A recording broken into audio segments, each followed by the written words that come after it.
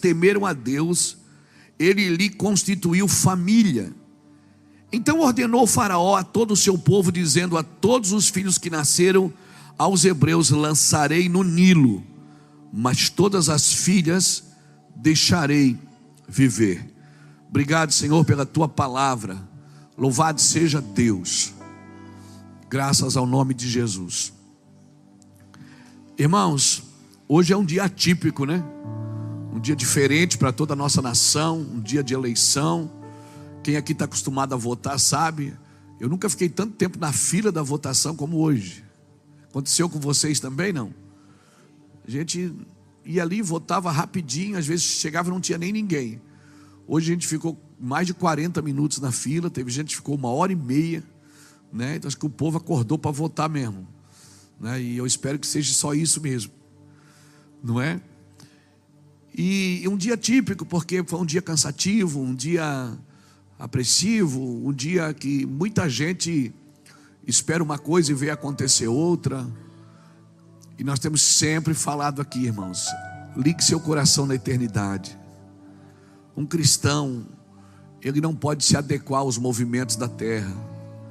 Um cristão, ele está sempre esperando do céu. Por quê? Porque ele é um cidadão celestial. Ele é um cidadão que vive além da terra. Ele vive além das coisas materiais.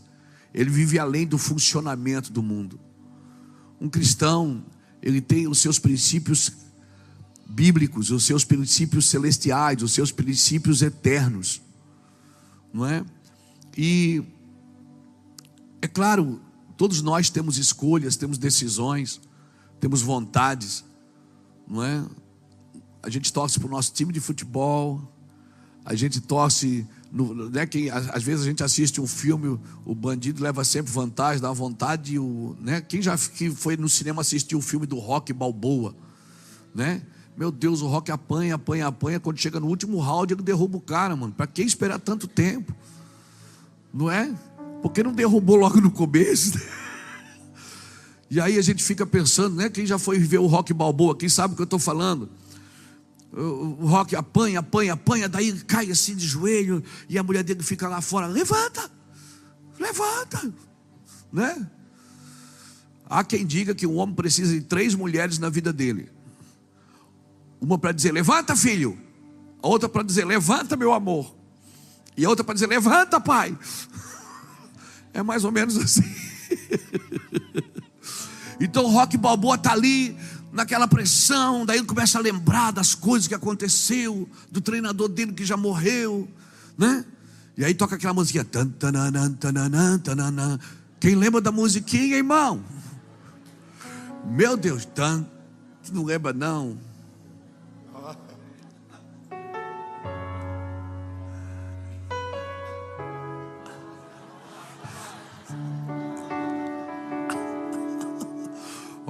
Que essa cara de padre Fábio de Mello, tu não lembra não?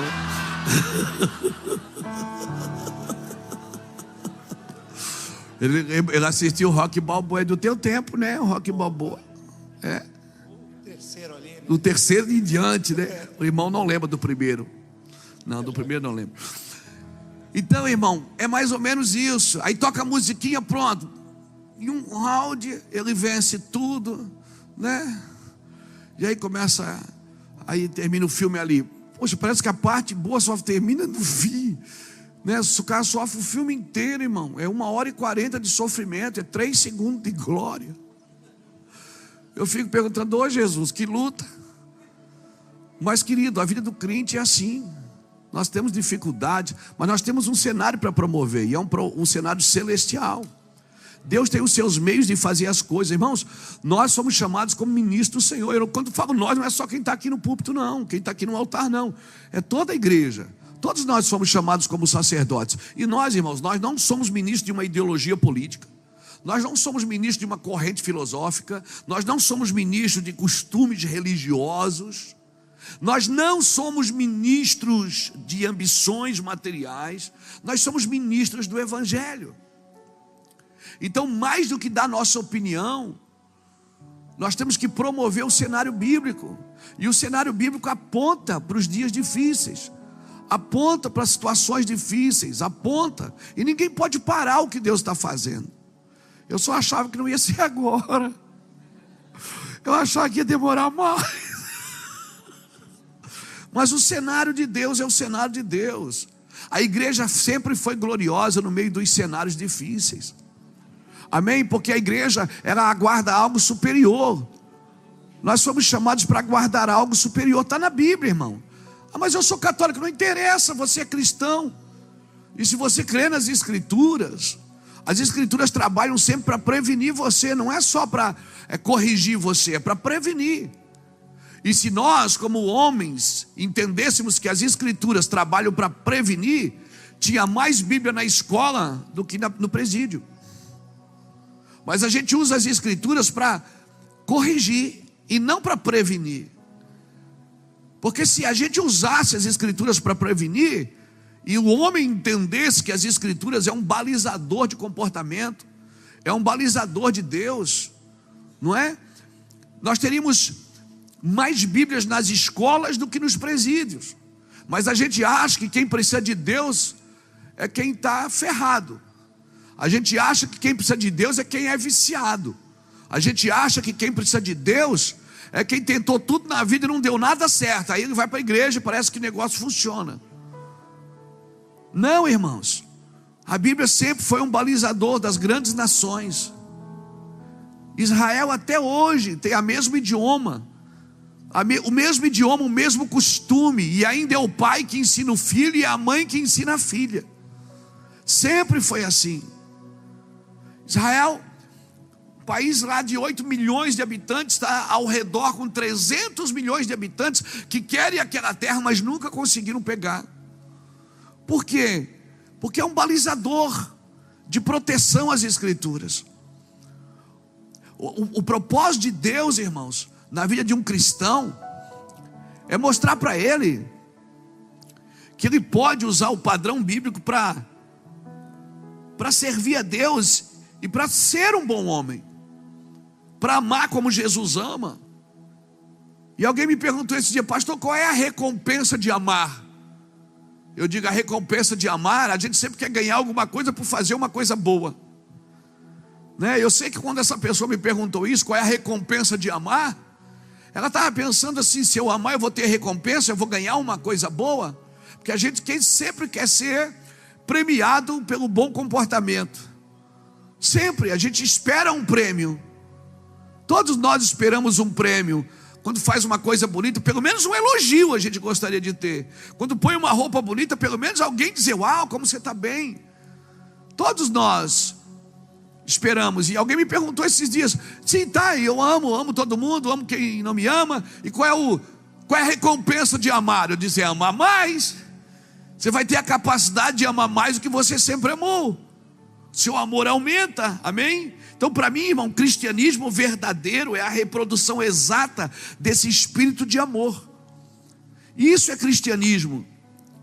Amém, querido? E nós, seu amém não estava legal. Eu vou tentar de novo. Amém, irmãos? Amém. Isso, irmão, acorda aí.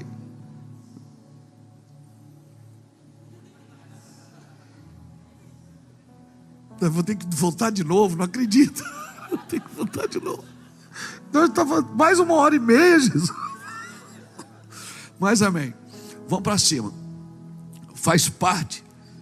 Irmãos, a igreja sempre foi profética. Por isso que a igreja pode influenciar os dias, né? A realidade presente. A igreja deve influenciar a realidade presente. Mas a igreja sempre foi profética. Ela tem um cenário para promover e ela tem um cenário para viver. Um dia, escute, meu irmão, um dia, escute bem, nenhum homem da terra pode estabelecer um governo corretíssimo, cheio de princípios de amor. Nenhum homem, por mais bem sucedido que ele seja, ou por mais bem intencionado que ele seja, ninguém vai poder, porque não está na Bíblia. A Bíblia diz que todos os governos da terra, um dia, Daniel profetizou e Deus disse para ele: não fala agora, escreve e guarda, sela o livro, porque não é para o teu tempo.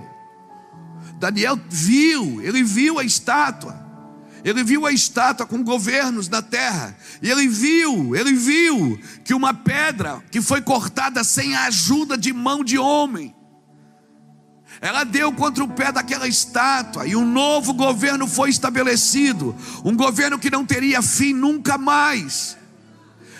E Deus, quando Daniel terminou a visão, quando termina o livro de Daniel, Deus vai dizendo para ele: sela, porque não é para agora. E quando você lê isso nas Escrituras, você que acredita em Deus, você precisa viver a sua vida corretamente, cheio de amor, cheio de princípios. Amém? Porque sempre vai ter alguém como Faraó tentando matar nossas crianças. Sempre vai ter alguém tentando facilitar para o outro. Porque o homem só consegue viver junto. Ele só consegue viver junto se todo mundo tiver direito. O homem tem dificuldade de apontar para uma coisa só. Então as leis são criadas para todo mundo ter direito. Quem quiser ter filho tem direito de parir. Quem não quiser tem o direito de matar. Quem quiser fumar maconha pode fumar. Quem não quiser não fuma. O homem que quiser ser mulher, ele pode ser. A mulher que quiser ser homem, ela pode ser. Porque o mundo trabalha para que todo mundo tenha direito. Porque a única forma de homens poderem viver juntos é tendo cada um o seu direito. Mas essa não é a ideia de Deus. A ideia de Deus sempre foi, irmãos, que muitas vezes a gente abrisse mão dos nossos direitos para viver um propósito divino e eterno, onde eu abro mão do meu direito para servir o meu irmão. Essa sempre foi a ideia de Deus. Então nós não somos ministros de correntes filosóficas, nem de ideologias políticas, nem de costumes religiosos. Não somos ministros de ambições materiais. Não estamos preparando pessoas para enriquecer. Estamos preparando pessoas para estar com Cristo para sempre, independente do governo da terra. Claro, é que nós queremos uma proteção ambiental. Nós queremos um ambiente protegido com os nossos valores. Nós queremos, quem que não quer? Quem que não quer? A gente quer um ambiente seguro para os nossos filhos, um ambiente seguro para os nossos lares. E quando a gente vê a primeira aparição de um joio, a gente já quer arrancar o joio. Quando Jesus disse que o joio tem que crescer junto com o trigo, porque é o joio que me revela como trigo. É o joio que me revela como trigo. Então é necessário que o joio esteja junto. A gente já quer arrancar o joio hoje. Não, irmão, não é assim que funciona. O joio precisa crescer junto, porque ele aponta se você é trigo ou não. Se você é realmente uma igreja profética, então toda a igreja na terra que leva o nome de Jesus, embora ela deve influenciar todas as realidades presentes, mas ela trabalha para promover um cenário, o cenário da Bíblia. Por isso a igreja não nasceu para fazer, ela nasceu para cumprir. Nós fomos chamados para cumprir uma ideia. Jesus nasceu para cumprir, por isso que a Bíblia diz: então ele nasceu em Belém da Judeia para cumprir o que fora dito: tu, Belém da Judeia, sendo a menor das terras, de ti sairá o rei. Depois ele foi morar em Nazaré para que se cumprisse o que fora dito. Depois ele desceu a Cafarnaum, no mar da Galileia, e morou na terra de Zebulon, para que se cumprisse o que fora dito. Jesus sempre andou para cumprimento das coisas. E quando ele está diante de Pilatos, e Pilatos diz: eu tenho poder para te matar ou para te deixar viver, Jesus diz: não, Pilatos, você não tem poder. Você está tendo poder porque eu estou inserido num cenário para cumprir um propósito. E no meu cumprimento você tem que me mandar morrer, porque esse é o meu cumprimento. Nós não nascemos para fazer, nós nascemos para cumprir. Ponha isso no teu coração. Nós somos profetas de Deus. Você, a sua casa, nasceu para promover o profético. E profeta não é só aquele que denuncia: ó, tem morte na panela. Não, ele tem farinha para pôr na panela para tirar a morte dela. Profeta não é aquele que diz: ó, as águas estão amargas. Não, ele tem sal para jogar na fonte. Ele tem sal, está sempre trazendo cura no meio da dor, sempre trazendo uma palavra profética no meio de uma geração sem destino. O profeta é aquele que ele não aponta só o defeito, ele aponta o caminho. É aquele que tem azeite para o órfão e para a viúva, para que eles possam viver. Então, pastor, mas querer não é poder? Não, isso é pensamento positivo, irmão. Querer nem sempre é poder, e poder nem sempre é querer. Saul queria matar Davi, mas não pôde. Davi pôde matar Saul, mas não quis. Querer não é poder, meu irmão, e nem poder é querer. Nós vivemos para cumprir algo que o Senhor nos falou. E hoje eu estava me lembrando até de uma palavra que o Jackson pregou há anos atrás aqui no Mevan, sobre as parteiras hebreias. Eu lembro disso, Jackson. Foi maravilhoso. Eu estava hoje meditando à tarde em casa, e eu estava pensando nisso. As parteiras hebreias, que aparecem tão pouco nas escrituras, né? Tem 2 ou 3 versículos que falam delas. A Sifrá e a Puá, né? Sifrá significa luz e Puá brilho. E essas mulheres, elas tiveram um papel sobrenatural no propósito de Deus, né? Porque aquele rei, Faraó, mandou matar os meninos, porque Moisés estava para nascer. Moisés estava para nascer. E você sabe que sempre que Deus vai levantar uma geração de libertadores, Satanás sempre ataca as crianças. Quando você vê crianças sendo atacadas, crianças sendo mortas, crianças sendo violentadas, abusadas, crianças sendo perseguidas, pedofilia em alta, se preparem, é porque Deus está levantando uma geração de libertadores. O diabo não sabe o que Deus vai fazer, e nem como vai fazer, e nem quem vai levantar, mas ele sabe pelas movimentações celestiais, porque ele não é onisciente, só Deus é onisciente, mas pelas movimentações.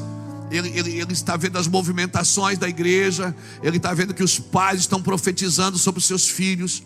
Ele está vendo que os pais estão se responsabilizando pelos seus filhos, que os pais estão determinados a dar destino aos seus filhos. Então ele começa a trabalhar.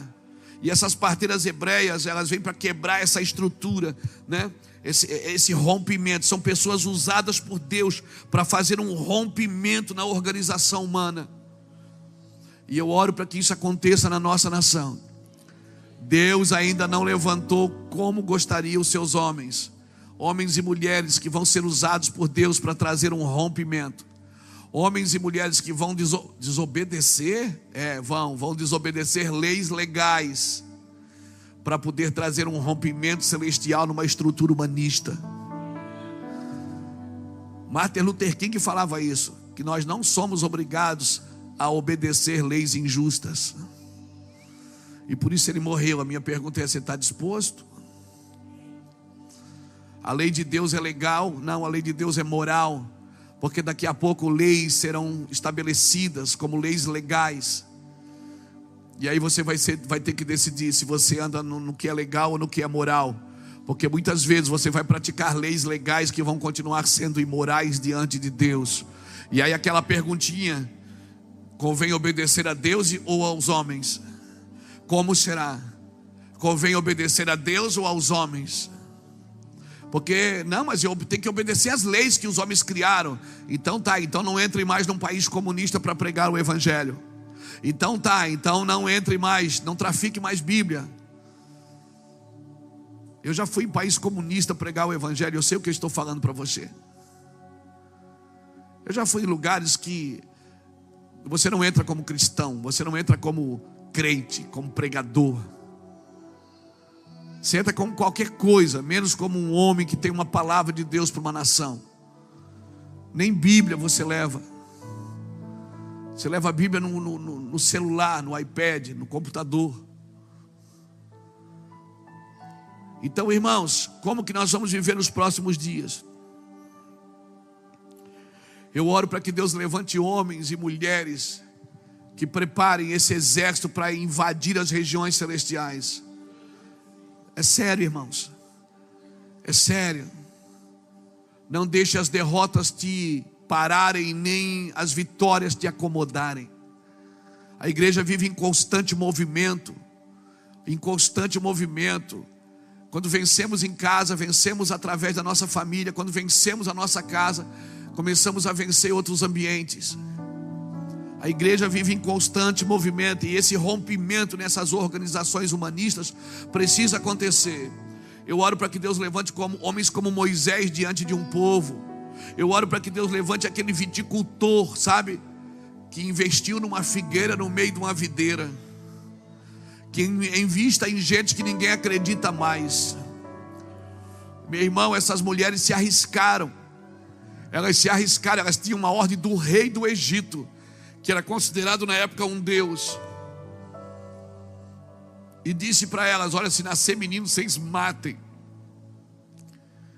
Se nascer menino, vocês matem. E elas mentiram para o rei. E a Bíblia diz que Deus abençoou elas. Que paradoxo é esse, meu irmão?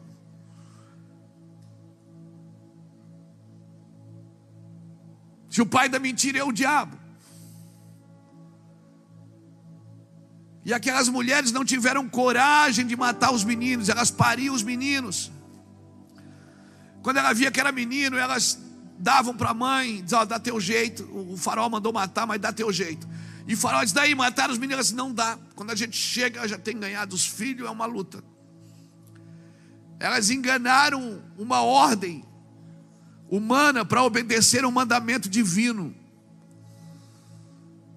Porque quando Deus está agindo, irmão, escute o que eu vou falar, mas escute no espírito, por favor, não se torne um mentiroso.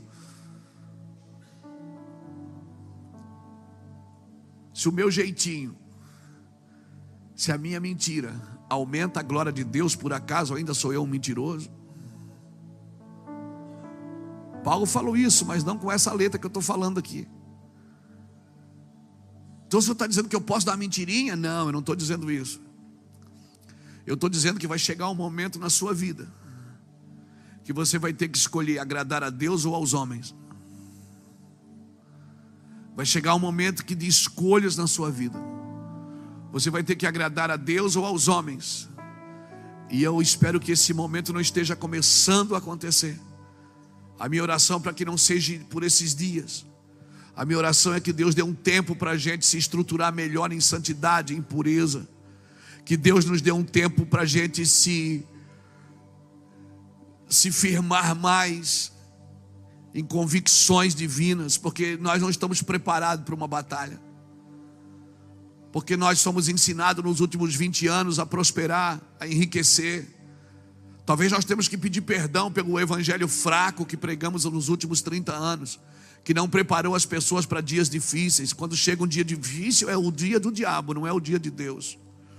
Quando o próprio Deus me manda ir na casa de luto e não na casa de festa, porque na casa de luto o homem pondera o seu coração.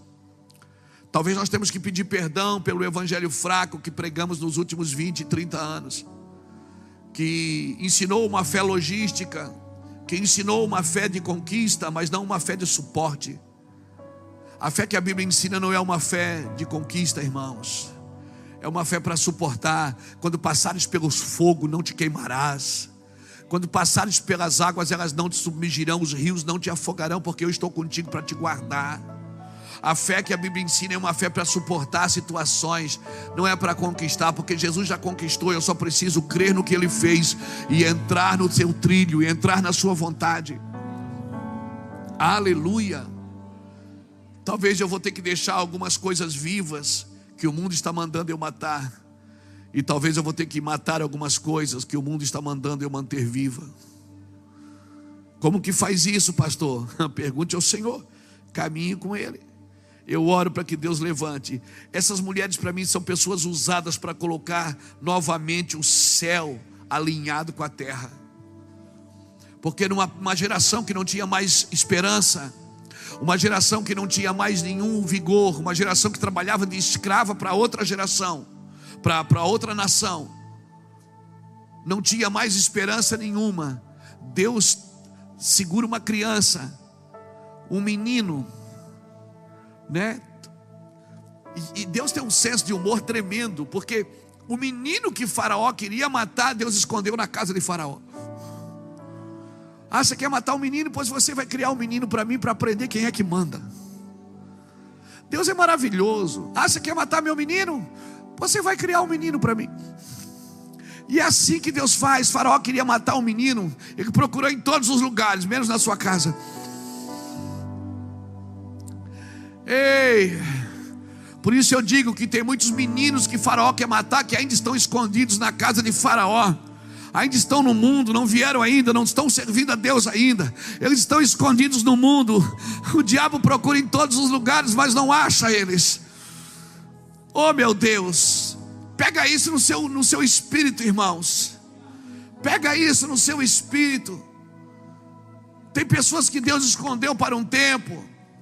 Agora você não pode deixar de exaltar Joquebede aqui, porque Joquebede, a Bíblia diz no capítulo 2 de Êxodo, que ela tentou esconder o menino por 3 meses. Ela escondeu o menino, todo mundo matando o menino. Ela pegou o filho dela, Moisés, e ela escondeu. Está aí no capítulo 2 de Êxodo, depois você lê. E a Bíblia diz, não podendo ela esconder mais o menino. Imagina, cada vez que passava um soldado na frente, ela tinha que pôr a mão na boca do menino. O menino não podia chorar, o menino, porque estavam procurando crianças, irmãos, matando os meninos, achava, matava na hora, com medo que nascesse. O Faraó, considerado Deus, com medo do menino. Lembra quando Jesus nasceu, Herodes também mandou matar os meninos.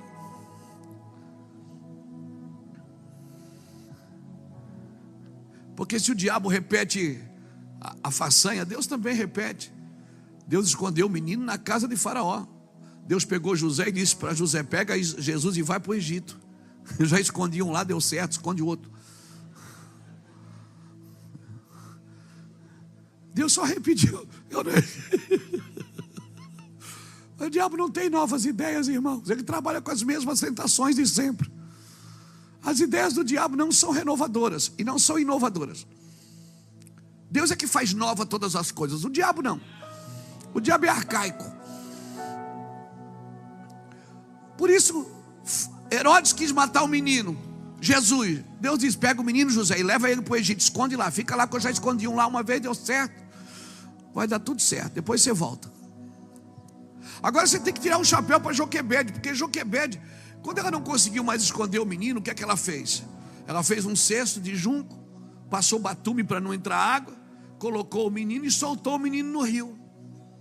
Soltou o menino no Nilo, colocou entre os ali e deixou o menino ali. E Miriam ficou olhando, e ela botou o menino bem perto onde a filha de Faraó estava tomando banho. A filha de Faraó estava tomando banho, e quando ela olhou, disse, só tem um cesto lá, alguém pega lá para mim. Trouxeram o cesto. Quando ela abre o cesto, quem é que está lá? O menino. E o menino estava chorando. Eu acho que Deus belisca com o menino e chora, menino, para ela ficar com pena de você.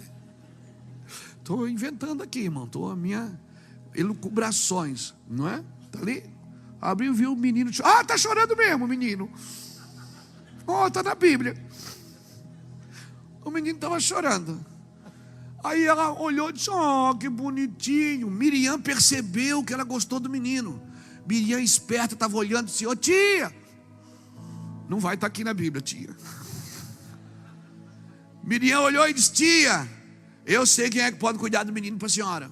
Ela disse, você sabe? Ela disse, sei. Eu disse, então vou lá chamar ela. É uma mulher que eu conheço, uma irmã. Peraí. Ela chegou lá em casa e disse, mãe, a senhora não vai acreditar, mandaram chamar a senhora para cuidar do menino. Joquebede chega na casa da filha de Faraó, vê o cesto e vê o menino, né? A pessoa, meu Deus, é o meu menino, mas não pode falar, né? Aí a mulher disse, a senhora não cuida do menino? Ó, leva, pode vir todo mês buscar a oferta aqui, compra Neston para o menino, Leite Ninho, Johnson & Johnson, a senhora compra o que a senhora quiser para o menino, cuida do menino para mim. Ó, leva esse dinheiro e cuida do menino. Joquebede botou o dinheiro no bolso, pegou o menino e levou para casa. Agora o guarda passava e disse: pode chorar, meu filho, nós estamos na bênção, pode chorar. Chora aí mesmo, berra, berra, berra, meu filho. O que é que eu aprendo aqui, meu irmão? É quando algo nasce na sua casa, mas você sabe que aquilo não é propósito só da sua casa. Quando você solta aquilo para entrar no propósito de Deus, aquilo dá a volta e volta para a sua casa. Assim é todos vocês que entenderem que Deus colocou pessoas na sua vida. Deus te deu filhos, Deus te deu bens. E isso não tem a ver com você, tem a ver com o propósito que Deus quer fazer nessa terra. E se você soltar também, isso vai dar a volta e vai voltar para a sua casa um dia. Amém, irmãos? Porque todas as vezes que você devolve para Deus aquilo que Deus colocou nas suas mãos, e fique tranquilo que eu não estou falando de dinheiro, eu estou falando de entendimento.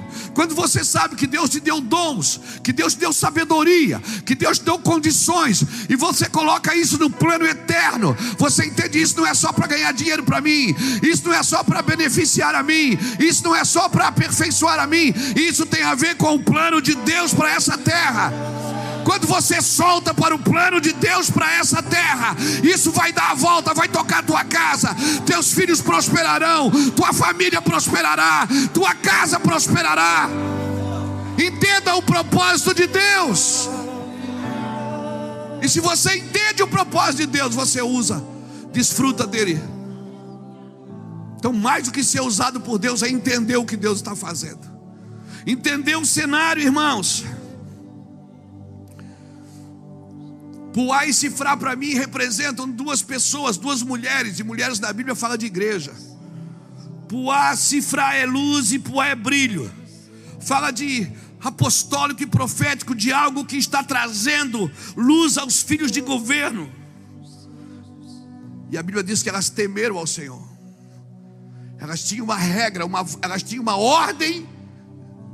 Elas tinham uma ordem de um rei, mas elas temeram ao Senhor. Esse é o dia que um dia você vai bater na sua porta. Esse dia esse dia vai bater na sua porta. Você vai ter que escolher entre temer a Deus ou os homens, entre obedecer a Deus ou os homens. Por isso só obedeça a homens que estão obedecendo a Deus. Sabe, quando Gideão cercou os midianitas, 300 homens com uma espada na mão e uma tocha acesa dentro de uma jarra, que eles quebraram o jarro, ficaram com a tocha e com a espada, e eles deram um grito, eles disseram assim, ó: pela espada do Senhor e pela espada de Gideão. Não grite primeiro pela espada de ninguém, grite primeiro pela espada do Senhor. E só grite por alguém se essa pessoa também estiver gritando pela espada do Senhor.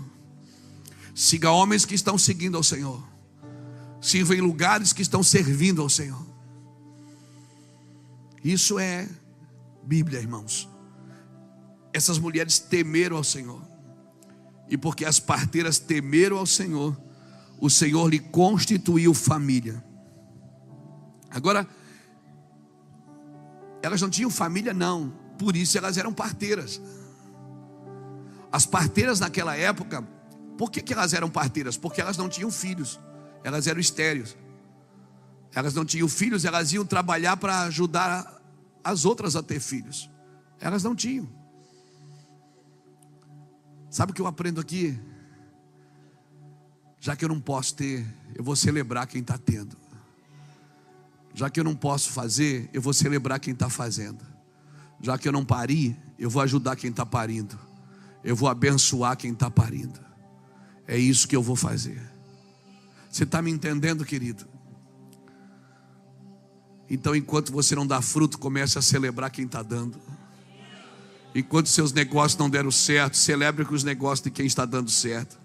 Se a sua família ainda não rompeu, celebre famílias que já romperam.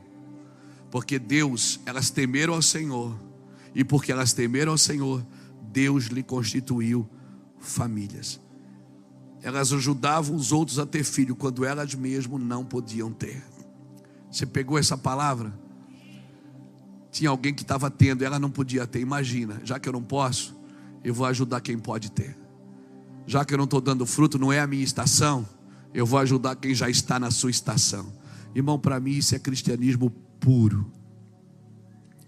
Cristianismo puro é você celebrar pessoas quando você ainda não pode celebrar os seus feitos.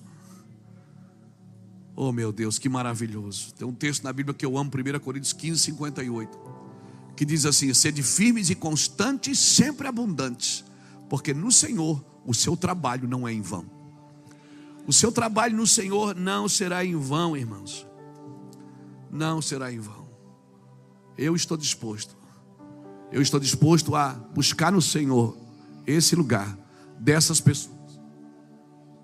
Eu estou disposto a buscar no Senhor esse lugar, um lugar em Deus, onde as pessoas possam me ver e possam contar com o meu serviço, contar com a minha vida, contar com a ordem de Deus através de mim. Eu estou muito disposto a ajudar pessoas a trazer seus sonhos à luz, a trazer os seus projetos para fora. Quero ajudar, mesmo que eu não tenha espaço no meu ainda. Isso aqui não deu certo para mim ainda. Vou celebrar quem já está dando. Isso é cristianismo puro. Quer ver seu casamento ser abençoado? Comece a orar pelo dos outros. Quer ver seu filho ser abençoado? Comece a se envolver pela vida dos outros. Comece a ajudar a vida dos outros, a servir a vida de alguém. Você vai ver Deus trazendo luz naquilo que você precisa de luz na sua casa. É maravilhoso, irmãos. Isso é evangelho. Evangelho simples. Amém? A minha pergunta é: você está disposto a isso? Você está disposto a se abster de algumas coisas para que você possa gerar aquilo que Deus te chamou para gerar? Eu acredito que o Espírito de Deus nesses dias, Ele está restaurando a nossa atenção. O Espírito de Deus nesses dias está nos chamando a atenção para algumas coisas, irmãos. Eu e o Reuel temos viajado aí o Brasil. Às vezes com a pastora Iraci, com o Cris, com o Micael. E a gente tem visto uma coisa, uma fome de Deus. Todo lugar que a gente vai, não é, Reuel? A gente tem conversado sobre isso. Existe uma fome de Deus na vida das pessoas. Sabe, e não é pessoas que não conhecem a Cristo, não. Pessoas que estão há muito tempo no Evangelho. Mas há uma fome de Deus, uma vontade de estar com Deus. Pessoas chegam a fazer perguntas assim, nada a ver para a gente. Como é que é? Não tem como é que é, não tem varinha de condão, não tem 2 e 2 é 4, não tem estímulos externos. As pessoas chegam a perguntar: como é que vocês fazem? Nós não fazemos, a gente era cego e agora vê. Como é que vocês fazem? Como é que vocês... Tem coisas que a gente tenta explicar, a gente não sabe, porque a gente não fez. Elas foram acontecendo. Então eu acredito que o Espírito de Deus está restaurando a nossa atenção para aquilo que é prioridade para a nossa vida, irmãos. Tem coisas que é prioridade para a nossa vida e a gente deixou para trás. A gente se envolve com tanta coisa na terra e a gente deixou algumas coisas para trás que são prioridades para a nossa vida. E muitas vezes a prioridade da nossa vida não é só ser feliz. Porque se você não é feliz servindo a Cristo, você vai buscar felicidade fora de você. Você está sempre procurando felicidade fora de você. Sempre um estímulo externo para provocar dentro de você um prazer. E a ideia de Deus não é essa. A ideia de Deus é que você encontre em você a pessoa de Jesus Cristo. Porque é Cristo em vós que é a esperança da glória. Amém? A gente está sempre procurando coisas externas, fora da gente, para que de repente a gente use isso. Tem cara que só fica corajoso, só fica valente, só fica cheio de vida quando usa droga. O outro só fica abençoado quando bebe. O outro precisa assistir coisas pornográficas na televisão, precisa ver coisa ruim, coisa errada, para poder sentir estímulos sexuais com a sua casa, com a sua família, com a sua esposa. Por quê, irmãos? Porque a gente está sempre procurando estímulos externos. A gente não achou Cristo em nós ainda. Irmão, Cristo vai te dar prazer. Eu vou falar de novo: Cristo vai trazer prazer para a sua vida. Vai trazer prazer. Você vai ter sexo saudável. Você vai até beber saudável. Você vai beber água.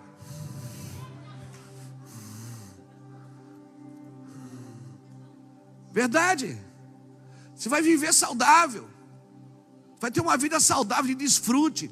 Vai aplicar bem o seu dinheiro, o seu tempo. Você vai viver tempo de qualidade com Deus, com pessoas.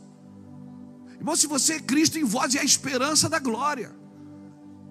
As pessoas precisam ver Cristo em você, ou você pelo menos precisa ver Cristo em você. Eu não posso crer numa coisa e praticar outra. Eu não posso crer de um jeito e me movimentar de outro, irmãos. Eu sei que leva um tempo, é uma chave, que não é uma coisa que você vai lá e aperta o botão e bum, acordei crente, acabou, não quero mais nada. Não, tem um processo, primeiro a erva, depois a espiga e por último o grão cheio na espiga. Você vai mudando, você vai sendo aperfeiçoado, você vai deixando as coisas que para trás ficam, avançando para aquelas que estão diante de ti. Eu entendo isso, não dá, não, e tem que respeitar o processo mesmo. Mas irmãos, se Deus conseguir restaurar em mim as minhas prioridades, certamente Ele vai estar em todas elas. Irmão, você vai achar sabedoria até para lidar com gente. Você vai lidar com todo tipo de gente, com todo tipo de pessoa, e você vai ser bom para todos. E eu acredito nisso, tenho falado sobre isso, que Deus está levantando um tipo de gente capaz de lidar com todo tipo de gente. Amém? Não é mais um cristão denominacional, nomenclaturado. É um cristão em Cristo. Amém? Que ele não defende somente os interesses da igreja que ele congrega, os interesses da sua religiosidade, porque a igreja, ela pode se tornar religiosa e preconceituosa por ela não saber se movimentar na sua época. É que nem um passarinho criado em gaiola, ele pensa que voar é pecado. Ah, mas a gaiola é de ouro, mas ainda é gaiola. Mas eu sou um leão, mas está um leão na jaula, não está no seu habitat natural. Irmãos, se nós como igreja não entendermos as intenções do coração de Deus para esses dias, se eu e você não entendermos as intenções do coração de Deus para esses dias, a gente pode se tornar preconceituoso e religioso por não entender como Deus está movimentando esses dias. Amém? Cumprir, quando eu digo que Jesus nasceu para cumprir, depois você lê Mateus capítulo 5, Mateus 5, 17 a 20. Depois você lê Mateus 5, bota aí para mim, querido. Mateus 5, 17 a 20, diz assim: não pense que vim abolir a lei ou os profetas, não vim abolir, mas cumprir. Digo-lhes a verdade, enquanto existirem céu e terra, de forma alguma desaparecerá da lei a menor letra ou menor traço, até que tudo se cumpra. Todo aquele que desobedecer a um desses mandamentos, ainda que dos menores, e ensinar a outros a fazerem o mesmo, será chamado menor no reino dos céus. Mas todo aquele que praticar e ensinar esses mandamentos será chamado grande no reino dos céus. Pois eu lhe digo que se a justiça de vocês não for muito superior à dos fariseus e mestres da lei, de modo nenhum entrarão no reino dos céus. Ele está dizendo que você tem que ir além daquilo que está escrito. Você tem que ir além daquilo que está sendo exigido. Eu estou aqui para cumprir, disse Jesus. Cumprir no sentido de prestar plena obediência, literalmente, levado até as últimas consequências. Depois você vai na palavra cumprir e estude essa palavra. Você que tem Strong na Bíblia aí, coloca aí no Strong para você ver o que significa cumprir. Cumprir significa no sentido de prestar plena obediência até a última consequência.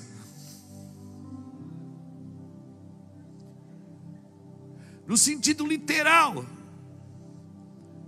Mas eu estou obedecendo tudo que Jesus faz e eu faço também. Tem coisas que Jesus não fez, eu tenho que estudar, não é só o que Ele fez, é o que Ele não fez também. Nós pregamos muito sobre Jesus, mas pregamos pouco o que Jesus pregava. Não é pregar somente o que Jesus fazia, mas também o que Ele não fazia. Eu acredito que tem duas coisas que estragam a nossa geração, irmãos. E aí você julga comigo. O que é, pastor? Primeiro, a necessidade é deixar de fazer. E a outra, o excesso é fazer o que não foi pedido para fazer. Tem gente se distraindo com excesso, fazendo coisas que Deus não pediu, fazendo coisas que não é para o seu momento, de repente não é para agora. Não, mas aquele lugar precisa de ajuda. Tem lugares que não precisam de ajuda, eles precisam de profetas, para que profetizem e mude a situação do lugar. Você não vai ficar levando cesta básica a vida inteira. Você tem que pegar aquela família e enfiar o evangelho na mente e no coração delas, para que aquele ambiente mude, para até que chegar o dia que ela leve cesta básica para alguém. Você está me entendendo, irmãos? Então tem pessoas que não precisam de ajuda, eles precisam de profetas. O vale de ossos secos não precisava de ajuda, precisava de uma palavra. Agora, para essa palavra ter vida na minha boca, eu preciso crer no que eu estou dizendo, eu preciso praticar o que eu estou dizendo, eu preciso experimentar o que eu estou dizendo. Amém? Por quê, pastor? Porque ações sem profecia são ações confusas.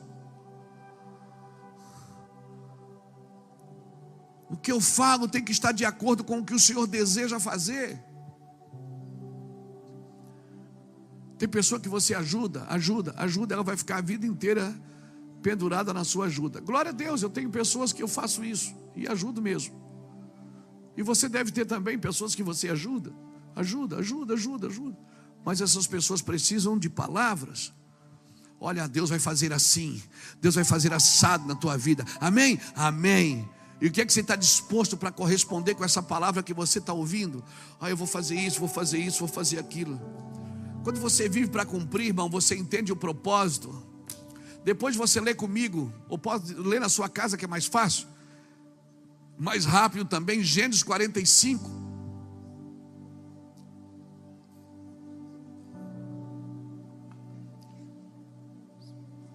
Quando José, depois de estar anos no Egito, ele é visitado pelos seus irmãos, e ele não se revela aos seus irmãos de pronto.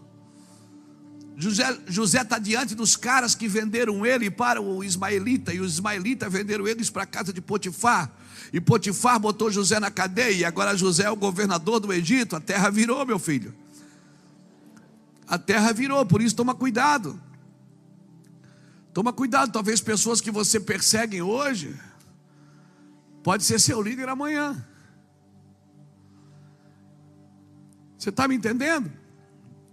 Louvado seja Deus. Então, tem lugares que não precisam de ajuda, precisam de profetas. E coisa melhor que tem é você entender os teus dias. Coisa melhor que tem é você entender o teu movimento. Quando você vive naquele movimento, José, em Gênesis 45, ele é visitado pelos seus irmãos, que foram comprar trigo na terra do Egito, e só o Egito tinha trigo. Por quê? Porque José teve uma revelação de Deus, pediu para Faraó construir, e Faraó construiu, chamou José para governar, guardou um quíntuplo da colheita para um tempo determinado, e o tempo determinado chegou, irmão, ninguém tinha trigo, mas o Egito tinha trigo. Por quê? Porque o Egito tinha celeiro? Não, porque o Egito tinha um homem de revelação. Amém? Porque qualquer faraó pode dirigir o Egito no tempo de fartura, mas no tempo de escassez só homens de revelação podem governar. Homens que têm revelações podem governar. Em tempo de fartura qualquer um governa, irmão, que é mais fácil contar dinheiro do que contar boleto.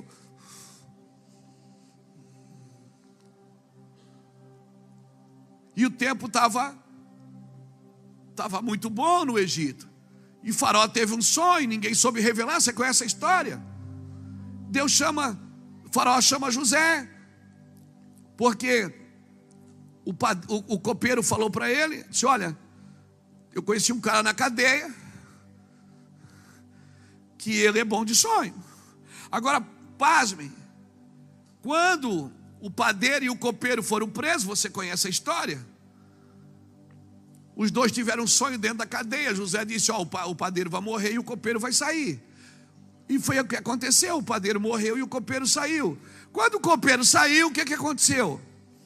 José chamou o copeiro e disse: dá uma força para mim, fala lá para o faraó que eu sou gente boa. Rapaz, eu estou aqui injustamente. Mas a Bíblia diz que o copeiro saiu e esqueceu de José. Você acha que foi o copeiro mesmo que esqueceu de José? Não, foi Deus que esqueceu. Deus disse para o copeiro: não fala não. Deus lacrou a mente do copeiro e disse: não vai falar nada, porque Deus faz tudo perfeito ao seu. Deus faz no tempo dele, não é no seu. No tempo de Deus você não pesca, é o peixe que pula dentro da rede. Você trabalhou 20 anos por uma coisa, não aconteceu nada. Em 20 dias aquilo dá uma volta. Por quê? Porque é o tempo de Deus. Você pesca a noite inteira e não pega nada. Agora Deus diz: volta lá e põe a rede. Tá, põe a rede. Estou te dando uma palavra. Mas o peixe não está na água, mas está na palavra. Se Deus te der uma palavra, planta. Se Deus te der uma palavra, pega. E o copeiro esqueceu de José, por quê? Porque não era o tempo. Mas num dia o faraó teve um sonho e ninguém revelou. O copeiro disse: epa, eu conheço um rapaz. Meu Deus, eu tenho me esquecido dele. Deus disse: agora é o tempo, manda chamar ele. Trouxeram José, barbearam José, trouxeram ele arrumadinho, bonitinho. E o faraó disse: você pode revelar? Ele disse: se Deus quiser eu posso. Muita simplicidade, muita humildade. E revelou o sonho de faraó. O faraó começou a fazer pergunta para José: menino, o que é que eu faço? Ele disse: não é fácil. O senhor manda construir, pega os 7 anos de fartura.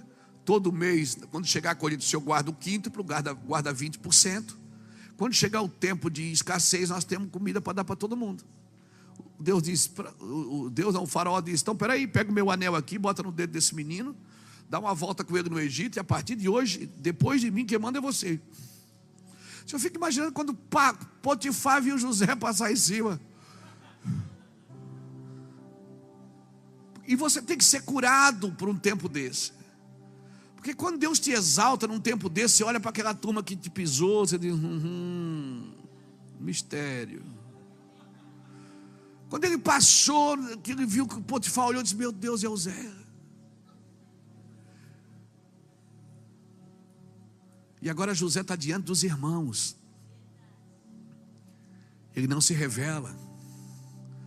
Mas de repente, irmão, ele criou um joguinho ali para ver se até onde os irmãos estavam realmente acreditando, realmente tinham mudado. Aí José segura Benjamim e diz: não, Benjamim vai ficar aqui. Aí Judá, não foi qualquer um, foi Judá. Sabe quem foi Judá? Judá foi o cara que vendeu José para os ismaelitas. Agora, ele está diante de José, que ele vendeu, e diz assim: não, deixa que eu fico no lugar do meu irmão. Ele se redimiu ou não se redimiu? Se redimiu, irmão. Aí José não aguentou, se revelou. Se revelou. Judá ficou. We were in love that never meant to stay. Some things are real, even when they fade.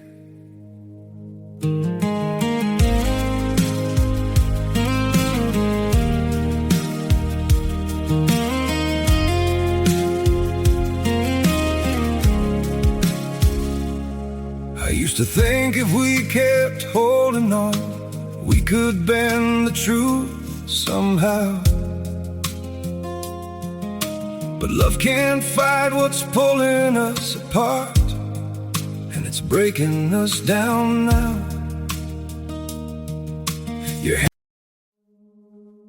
We were in love that never meant to stay. Some things are real,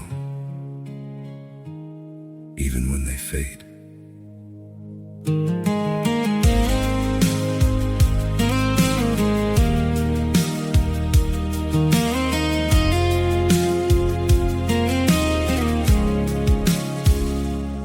I used to think if we kept holding on, we could bend the truth somehow. But love can't fight what's pulling us apart, and it's breaking us down now.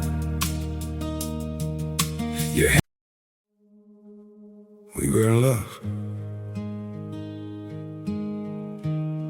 that never meant to stay. Some things are real, even when they fade.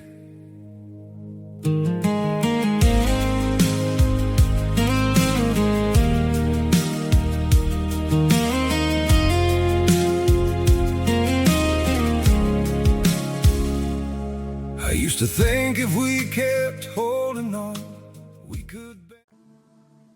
Eles foram. Ele escondeu o copo na carga de Benjamim. Você conhece a história, eu não sou contador de história. E José se revela e diz: olha, vocês fizeram mal para mim, mas Deus me trouxe na frente para guardar vocês com vida. Quando você entende o propósito de Deus, você entende: olha, eu vim na frente para guardar vocês com vida. Vocês fizeram mal para mim, mas fique tranquilo, eu não tenho raiva de vocês. Eu entendi que Deus estava nesse negócio. Deus queria salvar vocês. Tem uma coisa: além de não brigar e matar vocês, eu vou cuidar das famílias de vocês. Vai buscar a família, traz todo mundo para cá, que vai ter comida para todo mundo. Homens de Deus, irmãos, mulheres de Deus que andam debaixo de uma palavra de Deus, eles vivem sempre para romper estruturas. Por isso que eles têm que estar curados. Por isso que um homem de Deus, uma mulher de Deus, ela precisa estar curada, porque Deus vai colocar você diante de pessoas. Ou você se vinga delas, ou você ajuda elas. Ou você estende a mão para elas, ou você estende o dedo para elas. O que você está disposto a fazer? José, meu irmão, disse: vocês fizeram mal para mim, mas fiquem tranquilos, eu vou cuidar de vocês. Eu vim na frente, eu vim preservar a geração. Quem vai na frente sempre sofre um pouco mais. Quem anda na frente por causa de uma geração sempre vai chorar um pouco mais, vai sofrer um pouco mais. Deus tem uma promessa sobre essa nação. Tem ou não tem? A promessa sobre o Brasil. E uma das coisas que nós precisamos crer é: não aceite a forma desse século. Não aceite a forma da forma. Paulo me ensina em Romanos que eu não devo aceitar a forma do século, mas transforme como? Pela renovação do vosso entendimento. Você acha mesmo que é um partido político que vai trazer transformação às pessoas? Você acha mesmo que é uma ideologia política que vai trazer transformação a pessoas? Você acha mesmo que é uma corrente filosófica que vai trazer transformação a pessoas? Não, irmão, é a presença de Deus. E quem foi colocado na terra para manifestar a presença de Deus foi a igreja. Então a igreja pode sim influenciar na política, ela pode sim influenciar na educação, ela pode sim influenciar em todas as áreas de uma sociedade. Mas acima de tudo, irmãos, ela tem o objetivo de manifestar a presença de Deus em todos os lares. Eu quero declarar em nome do Senhor Jesus: busque a presença de Deus, manifeste a presença de Deus. Se acha que eu tenho medo de perseguição sobre a igreja? Não tenho, irmãos. A presença de Deus é maior do que qualquer coisa. Você acha mesmo? Claro, nos meus princípios teológicos, nos meus princípios eclesiásticos. Lá vai eu de novo. Nos meus princípios, ó, o worship aí. Nos meus princípios eclesiásticos, é claro que eu quero alguém que comungue com os meus pensamentos. Mas nem sempre vai ser assim, e nem sempre foi assim em toda a eternidade. Desde que a igreja viveu, ela sempre viveu no meio do caos. Mas matava um crente e nascia 100. Fechava uma igreja, abria 20. Crente é que nem pernilongo, irmão. Não acaba nunca. Não acaba nunca. Isso não acaba nunca. Vocês pensam que eu estou preocupado? Não estou não. É claro que eu quero os meus princípios. Eu quero proteção ambiental. Eu quero um ambiente protegido. Mas se Deus quiser colocar você no meio de um vale de ossos secos, que a única coisa que você tem para dar é a presença de Deus. Jesus era seguido pelas pessoas quando ele não tinha nem pão e peixe para dar para ninguém. Jesus, as pessoas rodeavam ele quando ele não tinha nem pão e peixe para dar para ninguém. Os seus libertadores sempre foram levantados no meio do caos. Os homens de que Deus levantou, as mulheres que Deus levantou, sempre foram levantados no meio do caos. Amém? Sempre no meio do caos. Não tem dia ruim para a igreja não, meu filho. A igreja é gloriosa, o fim dela é glorioso. Não tem dia ruim para a igreja não, o fim dela é glorioso. Amém? Deixa os mortos enterrar seus mortos. Deixa os pecadores comungar com os seus pecadores.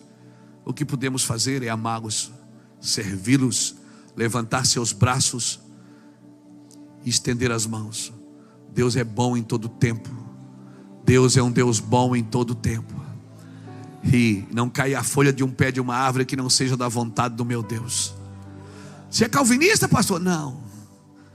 Mas eu sei que o meu Deus, Ele faz o fim desde o começo. E não há quem escape das suas mãos.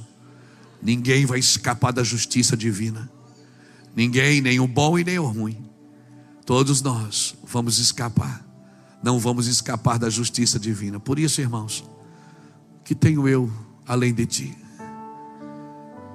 Que tenho eu no céu além de ti? Que tenho eu no céu além de ti? Jesus foi claro com Nicodemos. Disse: Nicodemos, não adianta. Você quer o que eu tenho? Você tem que nascer de novo. Amém? Por isso, não é ideia de Deus que profetas vivem em cavernas. Mas a ideia de Deus é que nós levantamos-nos como companhias proféticas no meio da igreja do Senhor. E que a gente possa se juntar para promover o cenário bíblico. Vai acontecer, irmãos. Leia Mateus 24. Leia Lucas 21. Leia Marcos 13. Leia Apocalipse. O cenário está desenhado. O mundo está caminhando para essa globalização. O mundo está caminhando para isso, irmãos. E quem estiver com Cristo vai estar guardado. O que vai te guardar é Cristo. O que vai te proteger é Cristo. Deus nos chamou para andar em companhias proféticas, amém? Amém? Então, se você é um profeta, se junte com outro. Se você comunga com as coisas celestiais, certamente Deus vai passar no caminho, vai pegar você pela mão e vai apresentar outras pessoas para você, que caminham para o mesmo lugar. Amém? Não se distraia, irmãos, com as coisas da terra.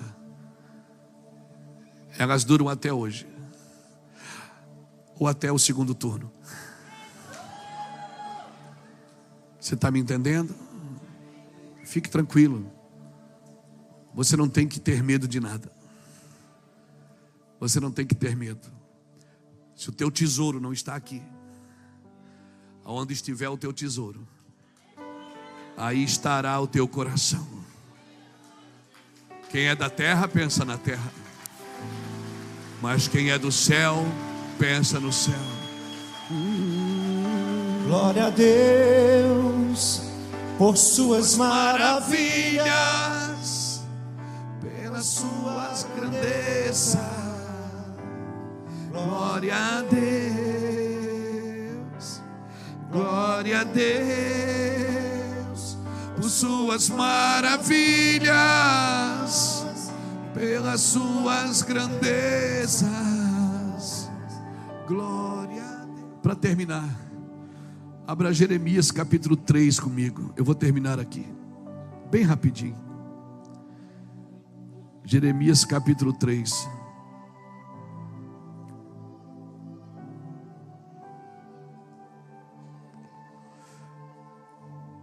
O versículo 14 diz assim: convertei-vos, ó filhos rebeldes, diz o Senhor, porque eu sou o vosso esposo, e vos tomarei um de cada cidade e 2 de cada família, e vos levarei a Sião. Dar-vos-ei pastores segundo o meu coração, que vos apacentem com conhecimento e com inteligência.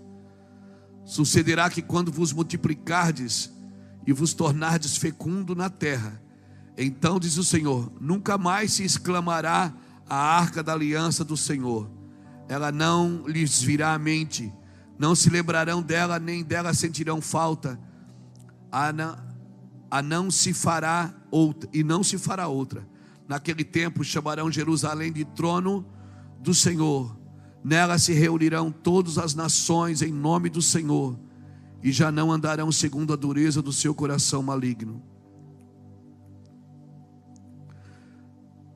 Deixa eu ler o 18. Naqueles dias andará a casa de Judá com a casa de Israel, e virão juntas da terra do norte para a terra que dei de herança aos vossos pais.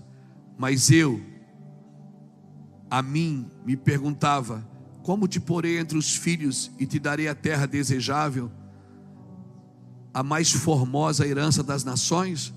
E respondi: Pai me chamarás, e de mim não te desviarás. Um dia você vai chamar Deus de Pai também. Pode ter certeza disso. Nesse dia me chamarão de Pai, e de mim não se desviarão mais. Como eu gostaria de tratá-los como filho. Deixa eu ler em outra versão, versículo 19. Como eu gostaria de tratá-los como filhos, meu maior desejo era lhes dar esta linda terra, a herança mais excelente do mundo. Queria que me chamassem de Pai e que jamais se afastassem de mim. Um dia nós vamos reconhecer isso, irmãos. E aqui está a nossa herança. Quando nós entendemos que Deus é nosso Pai, amém? Aqui vai estar a nossa herança. Cutuca alguém que está do seu lado e diga: Ele é Pai. Ele não é só seu Deus, Ele é Pai. Um Deus você serve com sacrifício, um Pai não. Um Pai é com honras. Honra não tem a ver com obediência. Honra sobrepuja a obediência. Fica de pé comigo, querido.